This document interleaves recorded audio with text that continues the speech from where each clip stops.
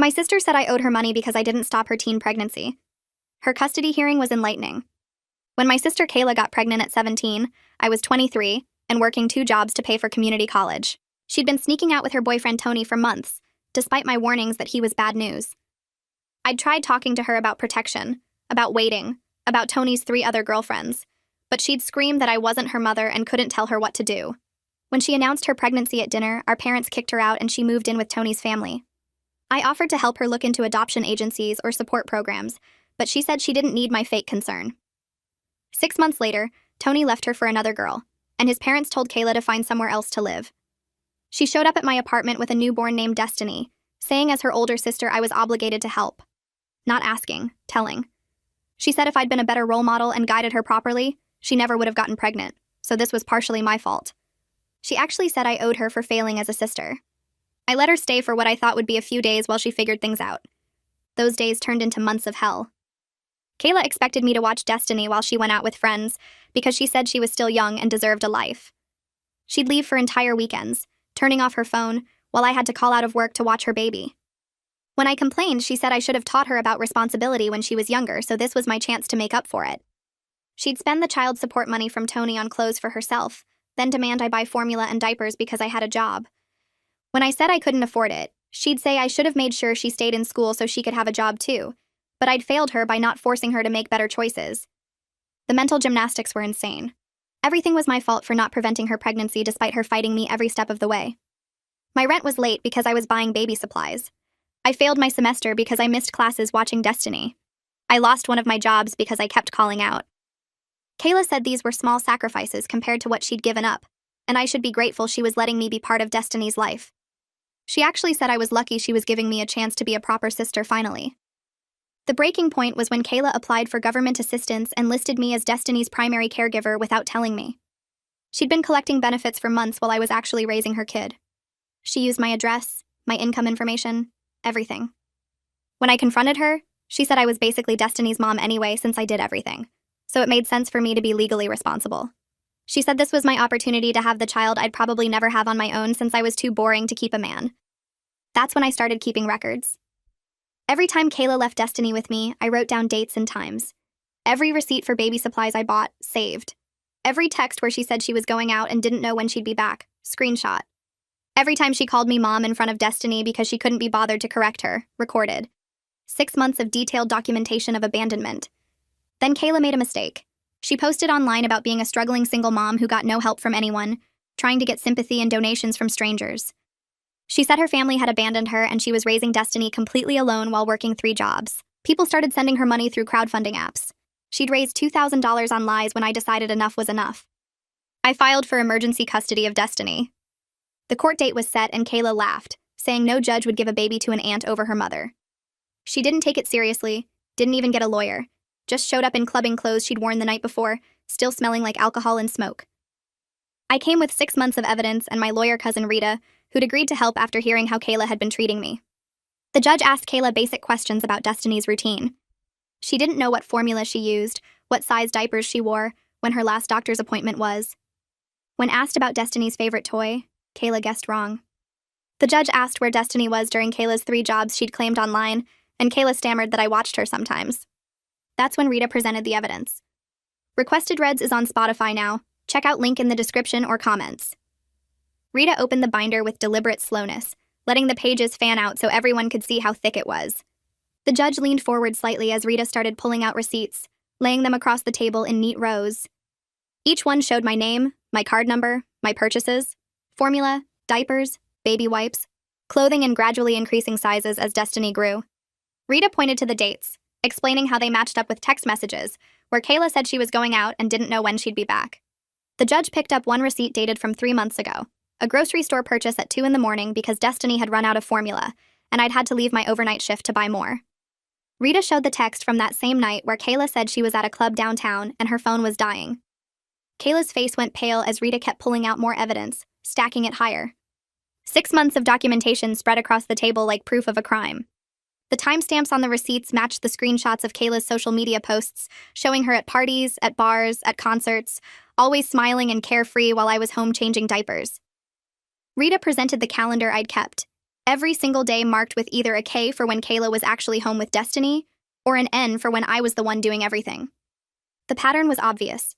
Weeks would go by with nothing but N's, then maybe 1 or 2 K's before another long stretch of me being the only parent. The judge studied the calendar without speaking, her finger tracing along the rows of letters. Kayla tried to shrink in her seat, her eyes darting between the evidence and the door like she was calculating if she could just leave. The judge set down the calendar and looked directly at Kayla. She asked about the government assistance application, reading the date it was filed and the information listed. Kayla's hands twisted together in her lap as she stammered something about how she thought it was fine since I was watching Destiny most of the time anyway. Her voice got higher and faster as she tried to explain, saying she didn't understand all the paperwork and just filled out what made sense. The judge's expression didn't change, but something about her posture got straighter, more rigid. Rita didn't wait for Kayla to finish. She pulled out another stack of papers showing the benefits Kayla had collected over 5 months, the dollar amounts highlighted in yellow. Then Rita showed my bank statements from those same months, pointing out overdraft fees and late payment charges because I'd been buying everything Destiny needed while Kayla pocketed the assistance money meant for childcare. The judge asked Kayla directly what she'd spent the benefit money on, if not Destiny's care. Kayla opened her mouth, but nothing came out. She looked at me like I might help her, might give her the right answer, but I just sat there with my hands folded on the table. Rita filled the silence by presenting copies of Kayla's credit card statements, showing purchases at clothing stores, makeup counters, and bars on the same dates the benefits were deposited. The judge's jaw tightened visibly. Rita moved to the crowdfunding campaign next, pulling up Kayla's posts on a tablet and turning it so the judge could read. The judge put on reading glasses and scrolled through Kayla's feed, her lips pressing into a thin line. She read one post out loud, her voice flat and professional, but somehow making every word sound worse. Kayla had written about being completely alone, about her family turning their backs on her, about working 3 jobs just to keep her baby fed.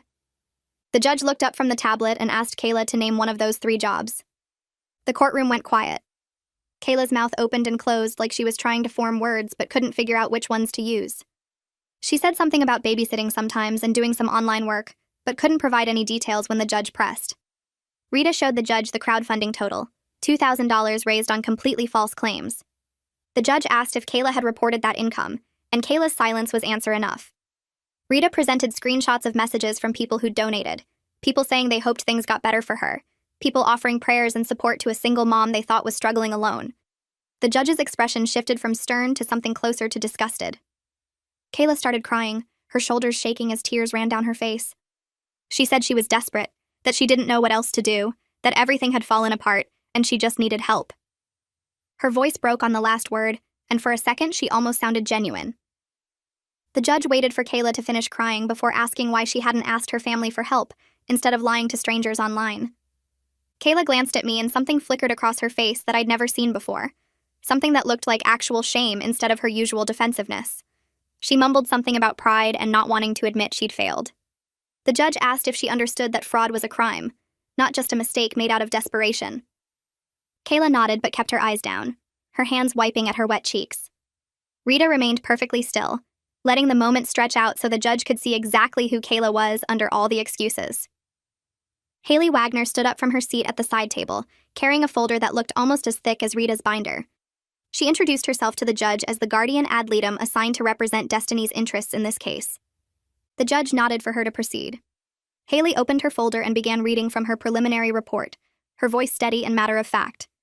She'd visited my apartment 3 times over the past month, observing how I interacted with Destiny and how Destiny responded to me. She'd also attempted to observe Kayla with Destiny, but Kayla had missed 2 scheduled visits and showed up 40 minutes late to the 3rd. Haley described how Destiny called me Mama consistently, how she ran to me when she was upset, how she showed me her toys and wanted my attention during play. She noted that Destiny's attachment to me showed all the signs of a secure primary caregiver relationship. When Haley had asked Destiny about her other mama, meaning Kayla, Destiny had looked confused and said Mama was right here, pointing at me. The judge listened without interrupting, occasionally making notes on the papers in front of her. Haley's recommendation was clear and direct. I should receive temporary custody while a full evaluation was completed over the next several months.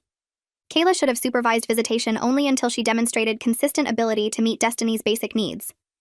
The judge thanked Haley and set the report aside, her hand resting on top of it like she was already decided. The judge announced she was granting me temporary legal custody of Destiny effective immediately. Kayla's face crumpled like someone had physically hit her. The judge continued speaking, explaining that Kayla would have supervised visitation twice a week at the Family Services Center, and that she needed to demonstrate significant improvement in stability and judgment before any changes would be considered. Kayla tried to interrupt, half standing from her chair, but the judge held up one hand and told her to sit down. The judge's voice got firmer as she explained this wasn't about Kayla's feelings or wants. This was about what Destiny needed. Stability. Consistency. A caregiver who put her needs first. Kayla sank back into her chair, her hands covering her face as she sobbed. The judge didn't seem moved by the crying. She just kept outlining the visitation schedule, the requirements Kayla needed to meet, the timeline for future hearings. I felt something loosen in my chest, a tension I'd been carrying for so long I'd forgotten it was there. Destiny was safe now, legally protected. No matter what Kayla did, she couldn't just take her back. The judge wasn't finished. She ordered Kayla to repay all fraudulent government benefits within 6 months or face additional legal action. Then she said she was referring the crowdfunding fraud to the prosecutor's office for review of potential criminal charges. Kayla's head snapped up, her eyes wide with fresh panic. She started to say something, but the judge cut her off, saying the court had no discretion in cases of potential fraud. Rita squeezed my hand under the table. I wanted to feel bad for Kayla, wanted to feel guilty about what was happening to her, but mostly I just felt tired and relieved. She'd done this to herself. Every choice, every lie, every time she'd blamed me instead of taking responsibility. This was the consequence she'd been avoiding for almost 2 years. Kayla looked at me across the courtroom and I saw anger there now, cutting through the tears. She thought I'd betrayed her, thought I'd destroyed her life on purpose. She didn't understand that I'd just stopped letting her destroy mine. The hearing ended and everyone stood as the judge left through her private door. The moment she was gone, Kayla came at me across the courtroom, her voice rising to a scream before she even reached my side of the room. She shouted that I'd ruined everything, that I'd stolen her daughter, that I was a vindictive witch who'd planned this whole thing. Rita stepped between us immediately, positioning herself so Kayla had to stop or physically push through her. Rita's voice stayed calm but firm as she told Kayla that this behavior was exactly why she'd lost custody, that she needed to leave before she made things worse for herself. The bailiff moved closer, his hand resting on his belt in a way that made his readiness clear. Kayla kept screaming over Rita's shoulder, calling me names I won't repeat, saying things about my life and my choices that cut even though I knew they came from her pain. Other people in the courtroom were staring now. A clerk paused in gathering papers to watch. Rita told Kayla one more time to leave or the bailiff would remove her. Kayla finally stepped back, her chest heaving, her face red and blotchy from crying. She pointed at me and said this wasn't over, that I hadn't won anything. Then she turned and shoved through the courtroom doors hard enough that they banged against the walls. I picked Destiny up from the daycare attached to the courthouse where she'd been playing during the hearing. She reached for me immediately, her little arms wrapping around my neck. The drive home took 20 minutes and she fussed in her car seat the whole way, sensing something was different even if she didn't understand what. Back at our apartment, I made her lunch while she clung to my leg, not wanting to let me out of her sight. She picked at her food, eating maybe half before pushing the plate away. I carried her to her room for nap time and she fought it at first, crying and calling for Mama in a way that made my heart hurt. But I held her and rocked her and sang the song she liked, and eventually her eyes got heavy. She fell asleep with her hand fisted in my shirt, making sure I couldn't leave without her knowing. I sat there on the floor next to her crib watching her breathe, watching her face relax into peaceful sleep. The weight of what had just happened settled over me like a physical thing. I wasn't just her aunt anymore, wasn't just helping out temporarily. I was her legal guardian now, responsible for everything, every decision, every problem. Every need she had was mine to meet. She was 2 years old and I was 24, and this was my life now. That evening after Destiny woke up from her nap and I'd fed her dinner and given her a bath, my phone rang. Raina's name showed on the screen. I answered while Destiny played with blocks on the living room floor.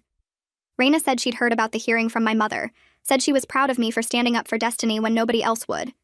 She offered to help with childcare when I had classes, said she had flexible hours at her job and could watch Destiny a few times a week if I needed.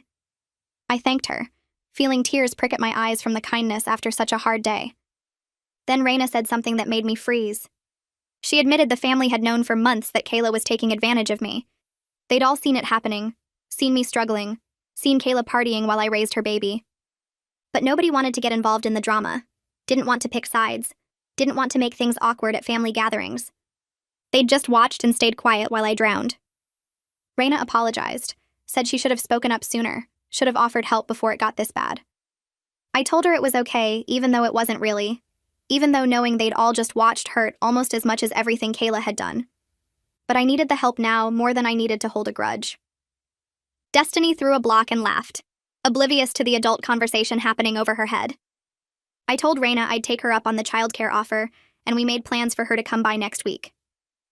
2 days after the hearing, my phone rang while I was giving Destiny lunch. The caller ID showed a county number I didn't recognize. A woman introduced herself as someone from the prosecutor's office working on benefit fraud cases. She needed me to come in and give a formal statement about Kayla using my information without permission to apply for government assistance. I felt my stomach drop, even though she explained right away that I wasn't in trouble. She said I was the victim of identity theft, and they needed my statement to build the case against Kayla. I scheduled an appointment for the following afternoon and spent the rest of the day feeling sick. My sister could actually face criminal charges because of what she'd done. Part of me felt guilty for starting all this, even though I knew I hadn't done anything wrong. Kayla had stolen from the government using my name and address. She'd committed fraud, but she was still my sister, and the idea of her going to jail made me want to throw up. My phone started blowing up that evening with texts from Kayla. The first few were apologies saying she was sorry and didn't mean for things to go this far. Then they shifted to accusations claiming I was destroying her life over a misunderstanding. She said I was being vindictive and trying to punish her for past mistakes. She texted that I'd always been jealous of her, and this was my chance to ruin everything for her. I watched the messages come in one after another, my phone buzzing constantly on the coffee table while Destiny played with her blocks. Some texts begged me to call the prosecutor and tell them it was all a mistake. Others called me horrible names and said I was a terrible sister who never cared about family. I took screenshots of everything and sent them to Rita. She called me within minutes and told me to stop responding completely. She said to document every single message but don't engage at all. Kayla was spiraling, and anything I said could be twisted and used against me in the ongoing custody evaluation. I muted Kayla's number and tried to focus on getting Destiny ready for bed. The first supervised visitation was scheduled for Thursday afternoon at the Family Services Center downtown. I dressed Destiny in the outfit Kayla had bought her months ago, hoping it might help. We arrived 15 minutes early and checked in at the front desk. The waiting room had worn carpet and plastic chairs bolted to the floor. Destiny sat on my lap playing with a stuffed animal while we waited. And waited. 20 minutes past the scheduled time, Kayla still hadn't shown up. 30 minutes. 40 minutes. I was about to ask the receptionist what to do when Kayla finally walked through the door. She looked terrible. Her hair was greasy and pulled back in a messy bun. Her clothes looked slept in. She smelled like she hadn't showered in days, a mix of stale cigarettes and body odor that made me want to move away from her. The supervisor, a woman who introduced herself as Nicolette, led us back to a small room with toys and a table. Kayla reached for Destiny immediately, but Destiny started crying and reaching back for me. I saw something break in Kayla's face, a crack in whatever armor she'd been wearing. Her eyes filled with tears, but she blinked them back and tried to smile at Destiny. Nicolette suggested Kayla sit on the floor and let Destiny come to her when ready. Kayla sat down hard and pulled out her phone while Destiny clung to my leg. Nicolette sat in the corner with a clipboard taking notes. I watched her write things down every few minutes, her pen moving steadily across the page. Kayla tried to get Destiny interested in toys, but she didn't know which ones Destiny liked. She held up a doll and Destiny shook her head. She offered blocks and Destiny ignored them. When Destiny finally did start playing, she stayed near me, occasionally looking back to make sure I was still there. Kayla spent most of the hour scrolling on her phone, glancing up every so often to see what Destiny was doing. She tried to pick Destiny up once, and Destiny screamed so loud that Nicolette had to intervene. Kayla's hands were shaking when she set Destiny back down. The whole visit felt wrong and sad, and I hated every minute of it. When the hour was up, Destiny practically threw herself at me and buried her face in my shoulder. Kayla stood there watching us leave, her arms hanging at her sides, looking more lost than I'd ever seen her. Nicolette called me 3 days later and asked if I could come in for a home evaluation. She showed up at my apartment the following Tuesday with a thick folder and a measuring tape. She walked through every room, opening cabinets, checking the smoke detectors, measuring the space in Destiny's bedroom. She asked about our daily routine, what time Destiny woke up, what she ate for breakfast, when she napped, what we did in the evenings. She wanted to see my childcare arrangements, and I showed her the schedule I'd worked out with the daycare near my work. She asked about my finances, and I pulled out my budget spreadsheet showing exactly where every dollar went. She looked at the receipts I'd kept for baby supplies, the documentation of every expense related to Destiny's care. She seemed impressed by how organized everything was despite my tiny apartment and limited income. She made notes constantly, her handwriting small and neat, filling page after page in her folder. Nicolette asked about my plans for the future. and I felt my throat get tight. I admitted I'd had to drop down to part-time at community college because I couldn't afford both tuition and childcare. My original plan had been to finish my degree this year and start looking for better jobs. Now I was taking 1 or 2 classes per semester when I could squeeze them in around work and taking care of Destiny. Nicolette nodded and wrote something in her folder that took several lines. She said it showed my commitment to putting Destiny's needs first, even when it meant sacrificing my own goals. I felt tears prick my eyes because it was true, but it also hurt to say out loud. My whole life had changed, and there was no going back to what I'd planned. Nicolette spent another hour going through emergency procedures, asking about my support system, reviewing Destiny's medical records. When she finally left, I felt exhausted and exposed, like she'd seen every corner of my life and found it barely adequate.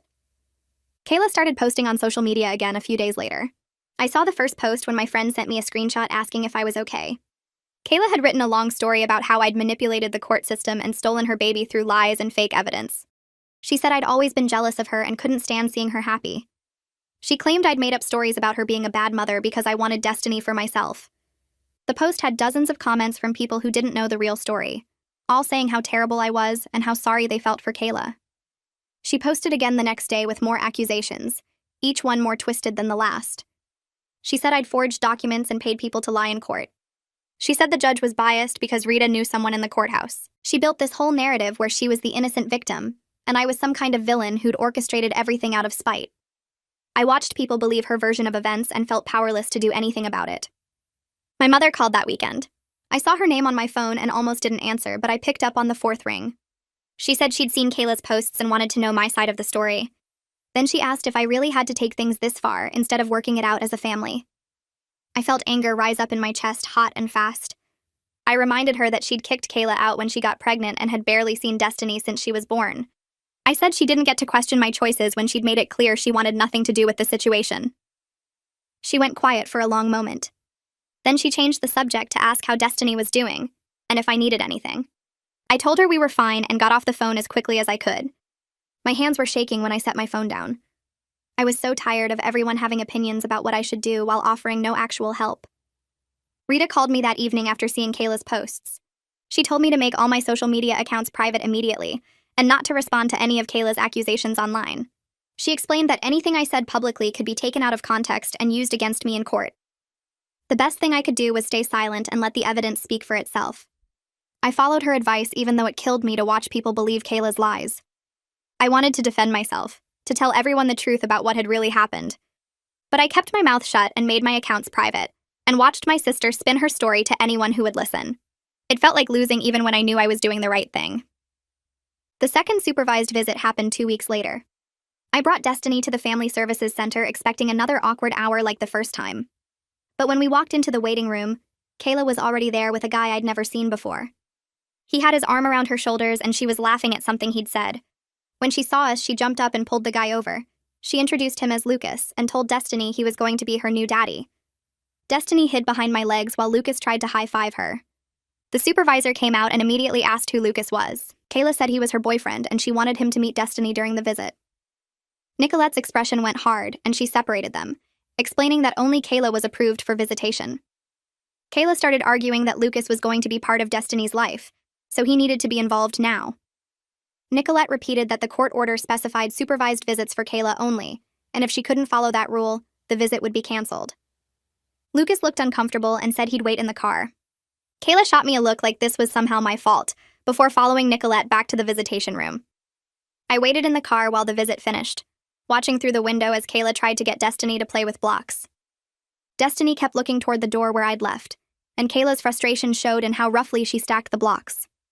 When the hour ended, Nicolette walked them out and gave me a tight smile that didn't reach her eyes. Destiny ran to me and wrapped her arms around my legs, burying her face against my jeans. Kayla stood in the doorway with her arms crossed, watching us with an expression I couldn't read. I buckled Destiny into her car seat and drove home without looking back. Nicolette called me that evening after I'd put Destiny to bed. She asked if we could talk about what she'd observed during the visit, and I settled onto my couch with a knot forming in my stomach. She said Kayla's behavior with the boyfriend showed concerning judgment about appropriate boundaries, especially bringing someone new around Destiny without proper introduction or approval. I agreed, remembering how uncomfortable the whole situation had felt. Then Nicolette asked if Kayla had a history of rushing into relationships, and I told her about Tony and how that had ended. I mentioned the 2 other serious boyfriends Kayla had introduced to Destiny in the past year, guys who'd been around for a few weeks before disappearing. Nicolette went quiet for a moment, then said she'd be noting this pattern in her evaluation. She thanked me for being honest and said she'd be in touch soon. 3 days later, Rita called with news that made my hands shake. The prosecutor had filed formal charges against Kayla for benefit fraud and theft by deception related to the crowdfunding campaign. Rita explained that the evidence I'd provided had been strong enough to warrant criminal prosecution, not just civil penalties. I felt sick even though I knew this was a natural consequence of Kayla's choices. That night, my phone rang at almost midnight. Kayla's name flashed on the screen and I almost didn't answer, but something made me pick up. She was sobbing so hard I could barely understand her at first. She said the police had contacted her about the charges and she was going to jail, and this was all my fault for giving them the evidence. I let her cry for a minute before telling her I hadn't filed criminal charges. The prosecutor had done that on their own. She begged me to make them drop the charges, to tell them it was all a misunderstanding. I explained as gently as I could that I didn't control what the prosecutor did, that once they had evidence of a crime, they had to pursue it. She called me a liar and hung up. The next scheduled visit came and went without Kayla showing up. I sat in the Family Services Center waiting room with Destiny for 20 minutes past the start time before Nicolette came out and said Kayla hadn't called to cancel. Destiny asked where her other mama was, and I didn't know what to tell her. We went home and I tried to keep our afternoon routine normal, but I felt sad watching Destiny look toward the door every time she heard a noise. The following week's visit was the same. No Kayla, no phone call, just me and Destiny sitting in that waiting room until Nicolette told us we could leave. She made notes on her clipboard and said this pattern of inconsistency was concerning. I asked if Kayla had given any reason for missing the visits, and Nicolette said she hadn't been able to reach her at all. Destiny stopped asking about her other mama after that second missed visit, which somehow made me sadder than the asking had. I'd been thinking about going back to the school full-time, but I needed childcare I could actually afford. The community college had a partnership with a daycare program that offered reduced rates for students, so I scheduled a tour. The director showed me around the toddler room where kids Destiny's age played with toys and did simple crafts. She asked about Destiny's routine and needs, and I answered all her questions easily because I knew everything about this kid's life. When she asked about allergies and medical history, I pulled out the folder I kept with all of Destiny's documents. The director smiled and said most parents weren't nearly this organized. I enrolled Destiny for 3 mornings a week so I could take more classes. Filling out the enrollment forms felt strange when I wrote my name on the line for guardian, instead of checking the box for aunt or other relative. The permanence of it hit me hard, seeing my name there in black ink as the person legally responsible for this child. 2 weeks later, Nicolette called and asked if I could meet her at her office the next afternoon. I arranged for my aunt to watch Destiny and showed up nervous about what she might have found. Nicolette had a thick file on her desk when I walked in, and she got straight to the point. She'd conducted a surprise home visit to Kayla's current address the day before. I felt my stomach drop, wondering what she'd discovered. Nicolette said she'd found Kayla living in a 1-bedroom apartment with her boyfriend and 2 of his roommates. The apartment had been cluttered with clothes and dishes piled everywhere, and there was no appropriate sleeping space for a child. When Nicolette had asked where Destiny would sleep if she came to visit, Kayla had gestured vaguely at the couch. Nicolette had also noted that one of the roommates had been smoking inside, despite Kayla claiming the apartment was smoke-free. Kayla had admitted she couldn't afford her own place anymore after paying for a lawyer to help with the criminal charges. Nicolette closed the file and looked at me directly. She said her evaluation would recommend I receive full custody with Kayla having supervised visitation only. I sat there processing what she'd just told me, feeling a mix of relief and sadness. Nicolette explained that Kayla had shown no meaningful progress in addressing the concerns that led to the temporary custody order. She'd missed visits, made poor choices about her living situation, and demonstrated continued inability to prioritize Destiny's needs. The recommendation would go to the judge within the week, and then a final hearing would be scheduled. I thanked Nicolette for being thorough and honest, and she said she was just doing what was best for Destiny. Walking to my car, I felt the weight of knowing this was really happening. Kayla was going to lose custody permanently, and I was going to become a mother at 24 to a child I'd never planned to raise. Kayla must have found out about the recommendation because 3 nights later I woke up to pounding on my apartment door.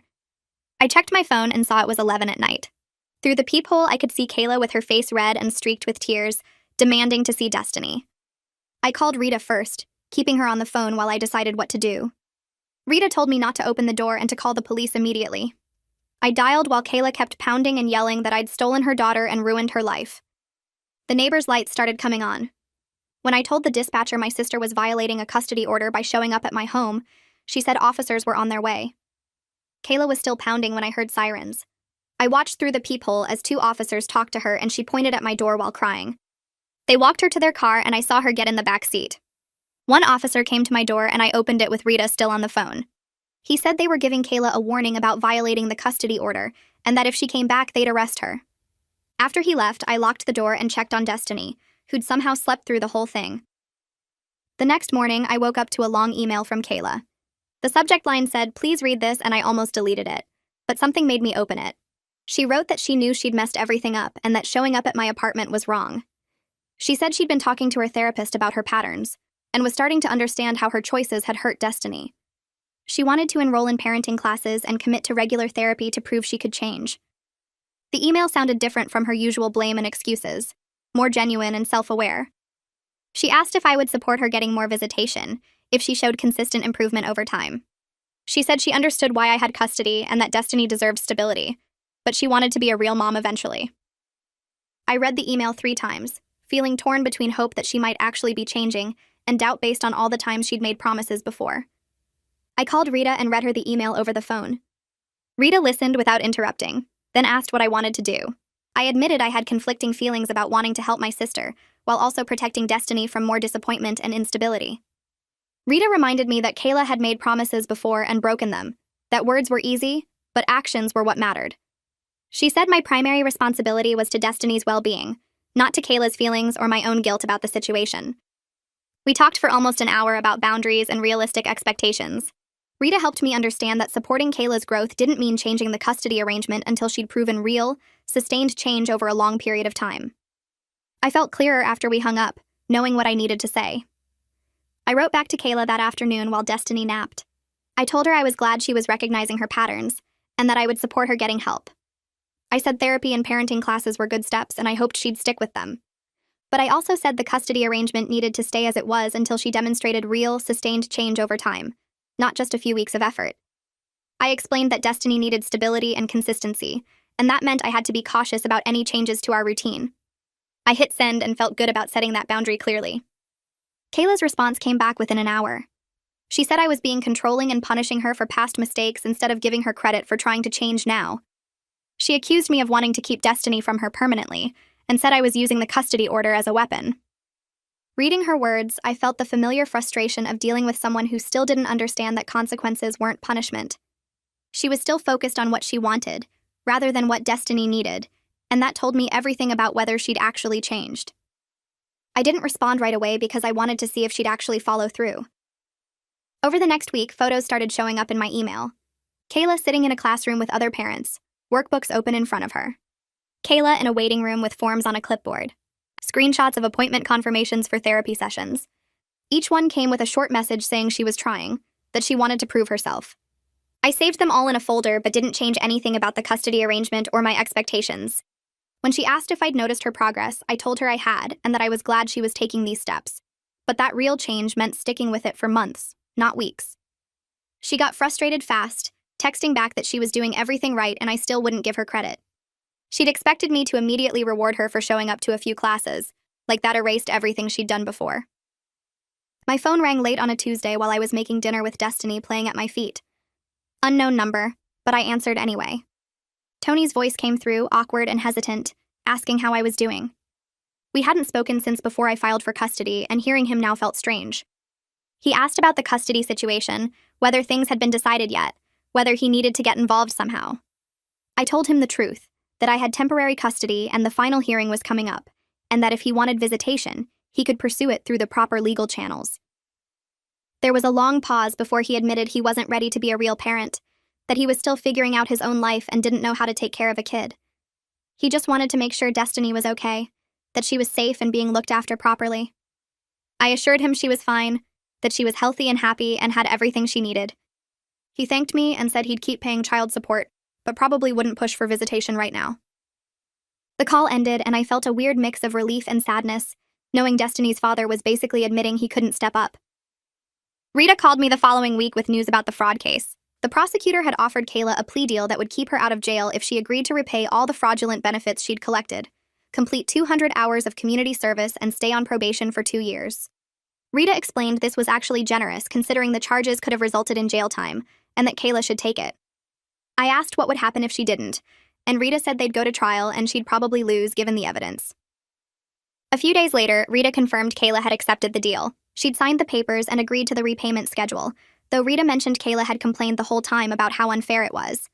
At least it meant Destiny wouldn't have to deal with her mother being in jail, which felt like the best outcome for a bad situation. Destiny had a regular checkup scheduled with her pediatrician, routine stuff I'd been handling since I got custody. The doctor did the usual measurements and checks, asking questions about her eating and sleeping and behavior. Then she mentioned something that made my stomach drop. She'd noticed some delays in Destiny's development, things that suggested she might not have gotten consistent care in her first year. Speech was a little behind where it should be, and some of her motor skills weren't quite at the expected level for her age. The doctor said it wasn't anything major, but she recommended early intervention evaluations to make sure we caught any issues before they became bigger problems.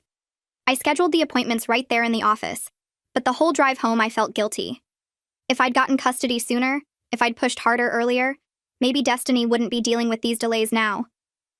Rita reminded me later that I'd done everything I legally could as fast as possible, but the guilt still sat heavy in my chest knowing those first months with Kayla had affected Destiny in ways that might take years to fix. The final evaluation report from the social worker arrived at the courthouse about 6 weeks after the temporary custody order. Rita got a copy and read through it with me over coffee at a shop near campus. The report recommended I receive full legal custody with Kayla having supervised visitation twice monthly. Page after page documented Kayla's pattern of instability, her poor judgment in bringing boyfriends around during visits, her failure to prioritize Destiny's needs despite multiple opportunities to show improvement. The social worker had noted every missed visit, every time Kayla showed up unprepared or distracted, every instance where she demonstrated she still didn't understand what being a parent actually required. Rita said this report would carry significant weight with the judge, and that barring something unexpected, I should prepare for permanent custody. Reading through all that documentation of my sister's failures felt both validating and heartbreaking.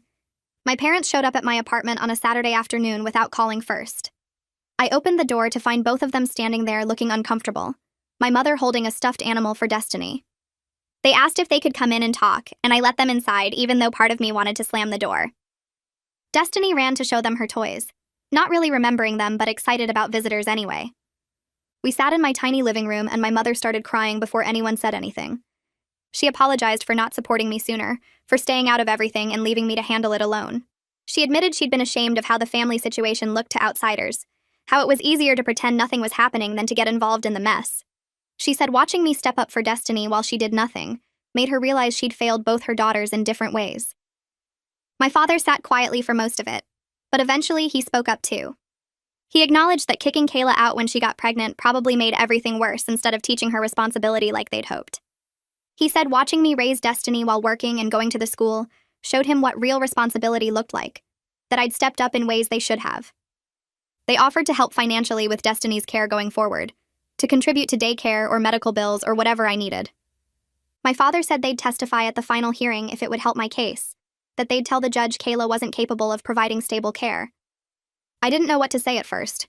Part of me was angry they were only showing up now that the hard part was done, but another part was relieved to finally have some family support.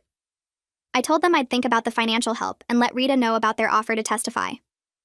After they left, Destiny asked if those people were coming back, and I realized she didn't even know her own grandparents. 8 weeks after starting her parenting classes, Kayla completed the program, and her therapist wrote a letter for the court file. Rita got a copy and read it to me over the phone. The therapist said Kayla was making progress in understanding her patterns of blame and avoidance, that she was starting to recognize how her choices had affected Destiny and take accountability for her actions.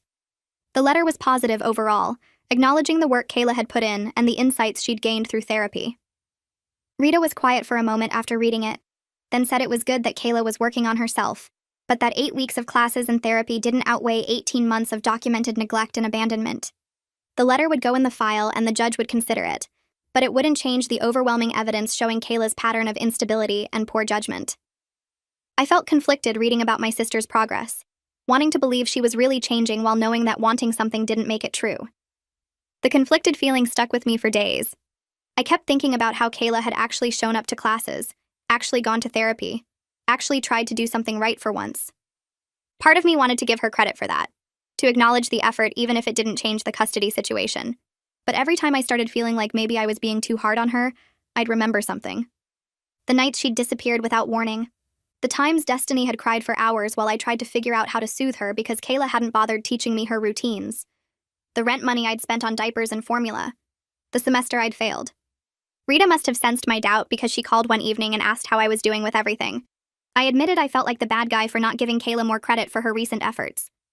Rita reminded me that 8 weeks didn't erase 18 months of neglect, that Kayla was only doing the bare minimum now because she was facing real consequences, not because something fundamental had changed inside her. She pointed out that Kayla had plenty of opportunities to step up before I filed for custody, and she'd chosen not to until a judge forced her hand. That conversation helped me remember why I'd fought for custody in the first place. The final custody hearing got scheduled for 6 weeks out, and I spent the week before preparing my testimony with Rita. We met at her office after I dropped Destiny at daycare, and she coached me through the questions I'd likely face. She warned me that Kayla's public defender would try to paint me as vindictive, as someone using the custody system to punish my sister instead of doing what was best for Destiny. Rita told me to stay calm no matter what they said, to keep my answers focused on specific examples rather than emotional accusations. We practiced for hours, Rita playing the role of hostile attorney while I learned to respond without getting defensive. She taught me to redirect any attacks back to facts, to answer questions about my motivations by talking about Destiny's needs instead. By the end of the week, I felt as prepared as I could be, though my stomach still twisted every time I thought about sitting in that courtroom and testifying against my own sister. The morning of the final hearing, I woke up at 5 after barely sleeping.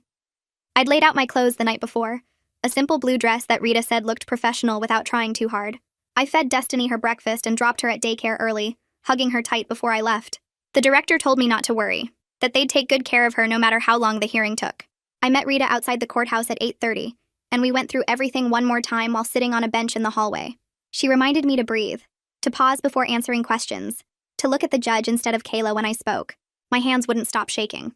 Kayla arrived 15 minutes before the hearing started with a public defender I'd never seen before. She wore black pants and a plain white shirt, her hair pulled back in a neat ponytail. She looked tired but put together. Nothing like the mess she'd been at the emergency custody hearing. Her public defender was a young guy who kept checking his phone and didn't seem particularly invested in the case. Kayla glanced at me once when she walked in but didn't say anything, just sat down at her table and folded her hands in front of her. I noticed her leg bouncing under the table, the same nervous habit she'd had since we were kids. Rita squeezed my arm and told me Kayla's appearance didn't change anything, that looking responsible for one morning didn't erase 18 months of documented neglect. The bailiff called us to order and Judge Sterling Boggs entered the courtroom. She was the same judge from the emergency hearing, a woman in her 50s with gray hair and sharp eyes that seemed to see right through everyone. She settled into her seat and opened the file in front of her, taking a moment to review before looking up at both tables. The judge started by summarizing where we were in the proceedings, noting that temporary custody had been granted to me 4 months ago, with supervised visitation for Kayla. She said today's hearing would determine permanent custody arrangements based on the evidence and testimony presented. My stomach twisted into knots. Judge Boggs picked up Nicolette's evaluation report and spent several minutes reading through it silently. Then she looked directly at Kayla and asked what had changed since the temporary custody order was issued. Kayla stood up when her public defender nudged her and started talking about the parenting classes she'd completed. She mentioned going to therapy every week and said she was learning to take responsibility for her choices. The judge listened without expression, then asked Kayla to tell her about Destiny's current routine. Kayla hesitated and said Destiny probably woke up around 7 or 8, that she liked cereal for breakfast. The judge asked what kind of cereal, and Kayla guessed Cheerios. Rita made a note on her legal pad. The judge asked what size diapers Destiny wore now, and Kayla said she thought maybe size 4 or 5. Wrong again. Destiny had been in size 6 for 2 months. The judge asked when Destiny's last doctor appointment was, and Kayla said she wasn't sure, maybe a few weeks ago. It had been 3 days ago for her regular checkup, and I'd sent Kayla the appointment reminder like I always did. The judge's expression didn't change, but she made several notes before moving on. Haley Wagner testified next, the guardian ad litem who'd been representing Destiny's interests throughout the proceedings. She took the stand and explained that she'd observed multiple visits between Kayla and Destiny, as well as spending extensive time evaluating my home and care. Haley said Destiny showed secure attachment to me, that she was meeting all her developmental milestones, and that my home provided a stable and nurturing environment. Then Haley described Destiny's behavior during visits with Kayla, how Destiny would cry when I left and spent most of the visits asking when I was coming back. She said Destiny seemed confused by Kayla's presence, and didn't show the same comfort level she displayed with me. Haley recommended continuing the current custody arrangement with potential for increased visitation if Kayla maintained consistent progress over the next 6 months. She emphasized that Destiny's need for stability had to be the priority, especially given her young age and the disruption she'd already experienced. Kayla's public defender tried to argue that the anxiety was normal for any child in this situation, but Haley calmly explained that Destiny's reactions went beyond normal adjustment and indicated insecure attachment to her biological mother. The judge called a brief break before the next witness, and I went to the bathroom to splash water on my face. Rita followed me and told me everything was going well, that Haley's testimony was exactly what we needed. I asked if Kayla's public defender could somehow turn this around, and Rita said no, that the evidence was too overwhelming. We went back into the courtroom, and Kayla's therapist appeared on the video screen for remote testimony. The therapist was a middle-aged woman with kind eyes who spoke carefully about confidentiality while still providing relevant information. She confirmed that Kayla had been attending weekly therapy sessions for the past 2 months and was working on accountability and recognizing her patterns of blame and avoidance. The therapist said Kayla was making progress in understanding how her choices had affected Destiny and was beginning to take genuine responsibility for her actions. Then the judge asked if the therapist could recommend unsupervised visitation at this time. The therapist paused before answering, then said that while Kayla was doing important work in therapy, real change took sustained time and effort. She explained that 2 months of therapy couldn't undo years of established patterns, and that Destiny's young age and need for stability meant any changes to the custody arrangement should happen very gradually. The therapist said she couldn't recommend unsupervised visitation at this point, though she hoped Kayla would continue her therapeutic work regardless of the custody outcome. Kayla looked down at her hands while the therapist spoke, her shoulders hunched forward. Rita presented her evidence next, methodically walking the judge through documentation of my stable housing, steady employment, and established childcare arrangements. She showed records of every doctor's appointment I'd taken Destiny to, every developmental screening, every vaccination. Rita presented my pay stubs and bank statements showing how I'd budgeted to provide everything Destiny needed despite my limited income. She talked about the early intervention services I'd arranged when Destiny's pediatrician noted some developmental delays, and how Destiny was already showing improvement with consistent support. Rita emphasized that I'd sacrificed my education and career plans to give Destiny the stability she deserved, dropping to part-time classes and working around daycare schedules. She showed the court my revised degree plan that would take 3 more years instead of 1, proof that I was committed to raising Destiny long-term. Rita's presentation was thorough and organized, each piece of evidence building on the last to show the complete picture of the life I'd built for Destiny. Kayla's public defender stood up for his closing argument, and I braced myself. He talked about how Kayla was only 19, barely more than a child herself when she became a mother. He said she'd made mistakes, but that every young parent made mistakes, and that she deserved a chance to be a real mother with proper support and structure. He pointed to her completion of parenting classes and her consistent therapy attendance as evidence of her commitment to change. He argued that the court should consider a gradual reunification plan that would allow Kayla to rebuild her relationship with Destiny over time, starting with increased visitation and working toward shared custody.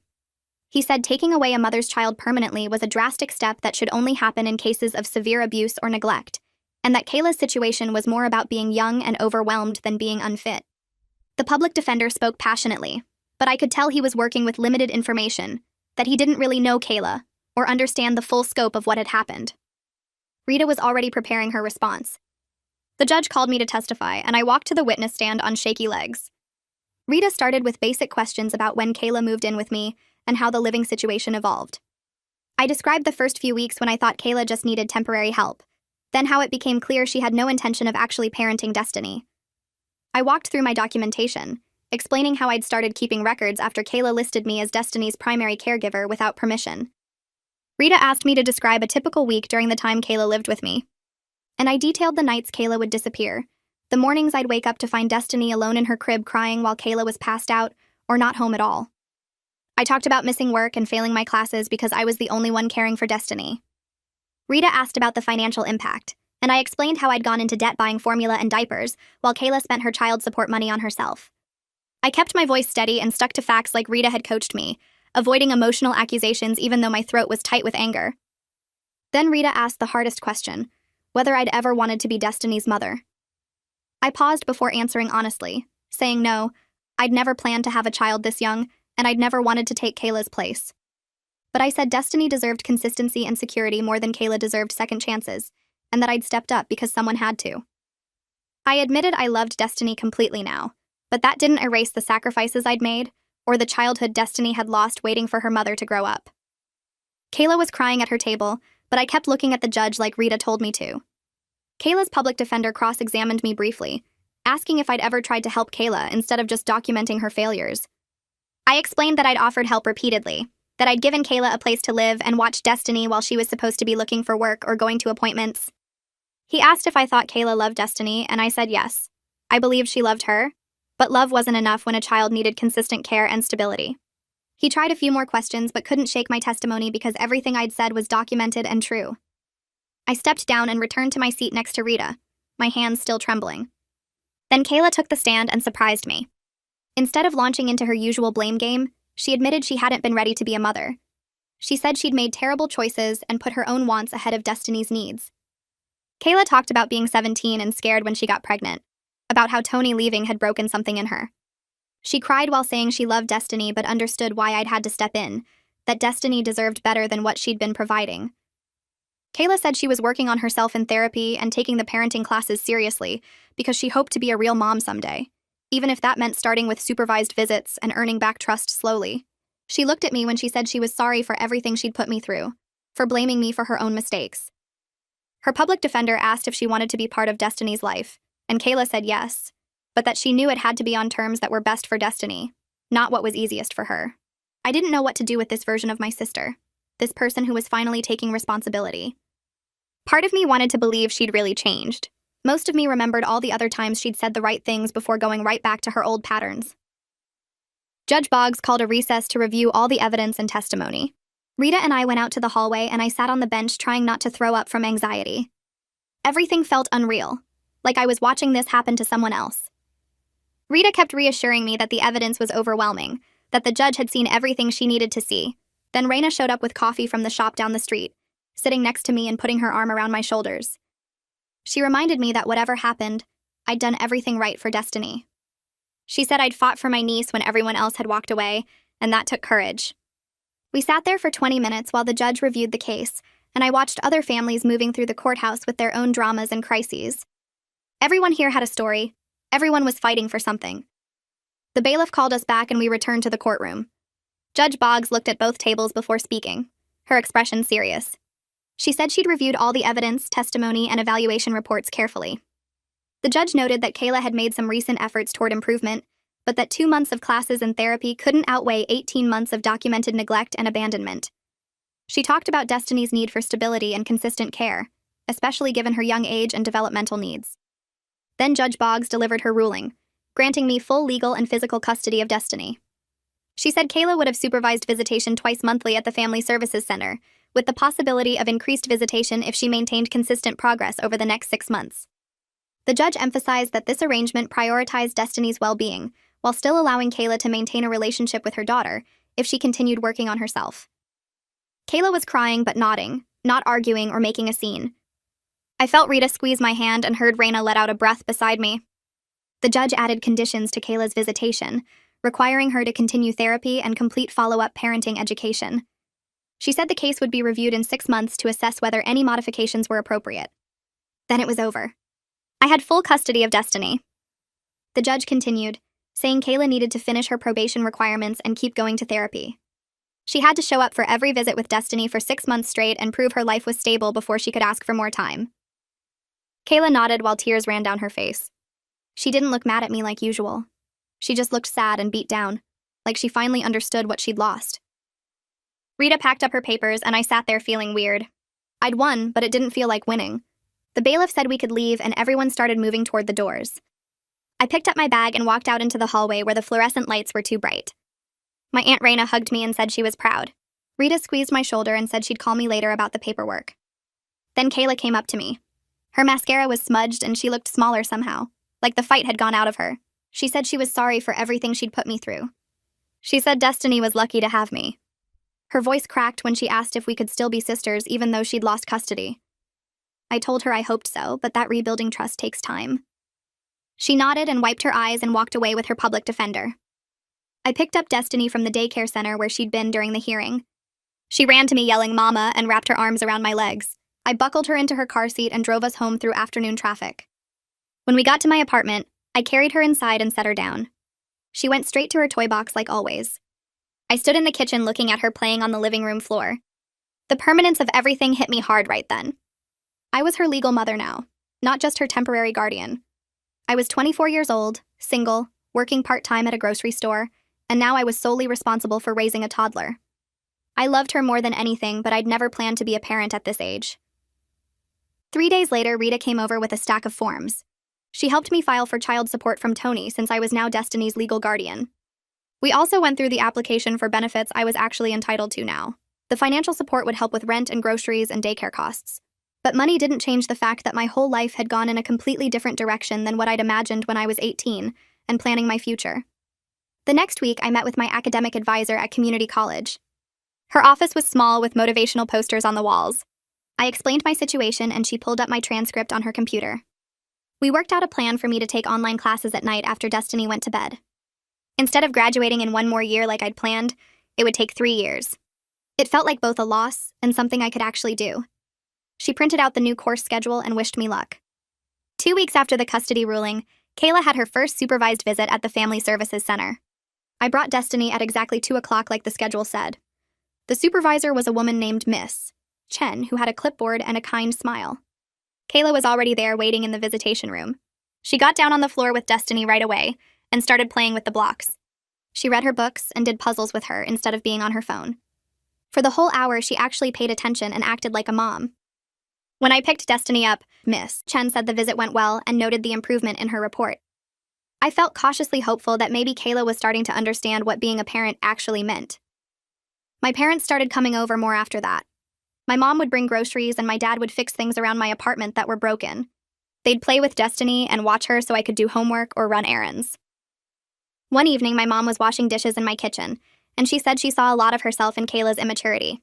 She said she wished she'd handled the pregnancy differently instead of kicking Kayla out. We started having more honest conversations about our family and the patterns we all fell into. It didn't fix everything, but it felt like a start. A month later, I joined a support group for kinship caregivers that met every Thursday night at a church basement. There were about 12 people there raising their grandkids or nieces or nephews. They shared stories about dealing with the courts and managing visits with biological parents and struggling with money. Hearing their experiences made me feel less alone. One woman named Patricia was raising her 3 grandsons and working 2 jobs. Another guy named James had custody of his sister's twin daughters. Everyone there understood that family was complicated and messy. They reminded me that doing the right thing doesn't always feel good. 3 months after the final custody ruling, Destiny started calling me Mama all the time. She barely asked about Kayla between visits anymore. I felt guilty about this, even though the therapist I'd started seeing said it was normal for toddlers to attach to their primary caregiver. I made sure to show Destiny photos of Kayla on my phone and talk about her in positive ways. I'd say things like your other mama loves you very much and she's working hard to be the best mama she can be. Destiny would look at the pictures and say, okay, and then go back to playing. 4 months after everything, Kayla's therapist sent a progress report to the court saying she was doing well. Kayla had gone to every single supervised visit without missing one. She'd finished all her probation requirements and paid back some of the money she owed. She got a job at a retail store in the mall, folding clothes and working the register. She moved into her own studio apartment and sent me pictures of it. The apartment was small but clean with a bed and a table and a TV. She texted asking if I was proud of her. I texted back saying I was proud of her efforts and I hoped she kept building a stable life. I texted back that I was proud of her work and hoped she kept going. Then I added that custody wouldn't change anytime soon. She needed to know I wasn't going to flip everything just because she'd been doing better for a few months. Her reply came fast. She said she understood and that she had to prove herself over time. She wrote that Destiny's well-being came first, and she got that now. Reading those words from Kayla felt strange. She'd never talked like that before. Maybe the therapy was actually working. Maybe she was starting to see things clearly instead of through the filter of blame and excuses she'd used for years. I wanted to believe it, but I also knew people could say the right things without meaning them. Time would tell if this was real change or just another performance. 2 weeks later, I got a call from the Family Services Center. Tony had contacted them about setting up visitation with Destiny. The supervisor said he'd completed the required background check and parenting class and wanted to start his twice-monthly visits. I felt weird about it. Tony had barely been around since Destiny was born. He sent child support because the court made him, but he'd never asked to see her before. Now suddenly he wanted to be a dad. The supervisor scheduled his first visit for the following Saturday at 10 in the morning. I brought Destiny to the center and Tony was already there in the visitation room. He looked nervous. His hands kept moving and he couldn't seem to figure out where to stand. When Destiny saw him, she hid behind my legs. She didn't remember him. The supervisor gently encouraged her to go play, and Tony got down on the floor with some blocks. He tried to build a tower but kept knocking it over. Destiny watched him for a minute, then slowly walked over and handed him a block. Something in my chest loosened watching them. Tony wasn't good at this. He was awkward and uncertain and clearly had no idea what he was doing. But he was trying. He read her a book with all the voices wrong and she giggled. He pushed her on the little indoor swing and she squealed. By the end of the hour, they were playing peekaboo, and Destiny was calling him Daddy, even though she probably didn't understand what that meant. The supervisor noted that the visit went well. Tony asked when he could come back and scheduled his next visit for 2 weeks later.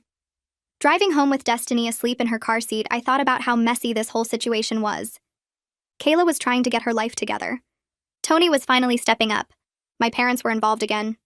Even with all the pain and dysfunction and legal battles, Destiny had people who cared about her. That had to count for something. 6 months passed. Kayla kept going to therapy and showing up for her visits. Tony came every 2 weeks like clockwork. My parents helped with babysitting and brought groceries. Raina checked in regularly to see how we were doing.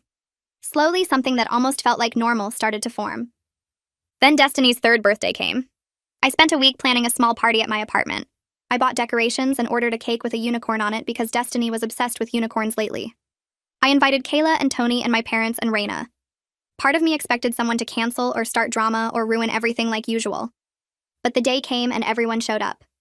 Kayla arrived first with a wrapped present and a nervous smile. She'd bought Destiny a stuffed unicorn that was almost as big as Destiny herself. Destiny hugged it immediately and dragged it around the apartment. Tony came next with a card and some books.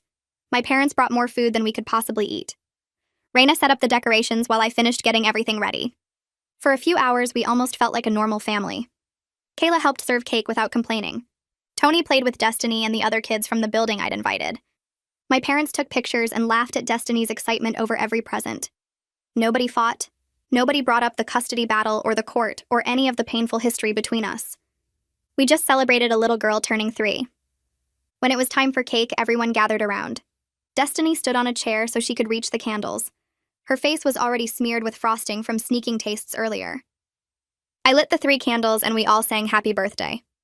Watching her blow them out with everyone cheering, I felt something shift inside me. My 20s were supposed to be different. I was supposed to finish college and start a career and maybe travel or date or do all the things people do in their 20s. Instead, I was raising a toddler alone in a tiny apartment while working part-time and taking online classes. I'd lost the life I'd planned. But looking at Destiny's joy as she clapped and laughed surrounded by people who loved her, I knew I'd made the right choice. She was happy and healthy and safe. She'd grow up knowing she was wanted and fought for. That was worth every sacrifice. Life didn't turn out how I expected, but I wouldn't change it. Not when it meant protecting her. Not when it meant she got to have moments like this with frosting on her face and a room full of people who cared.